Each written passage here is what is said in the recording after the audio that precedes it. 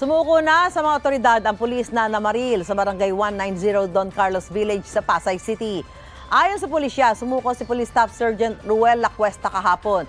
Isinuko rin ni Lacuesta ang kanyang service firearm. Nagsisisi raw ang suspect sa kanyang nagawa. Si Lacuesta ang pulis na bumaril sa kapatid ng kanyang live-in partner matapos silang awatin ng biktima. Binaril din ni Lacuesta ang kanyang live-in partner, hindi siya tinamaan. Nasa Pasay Custodial Facility na si Lacuesta.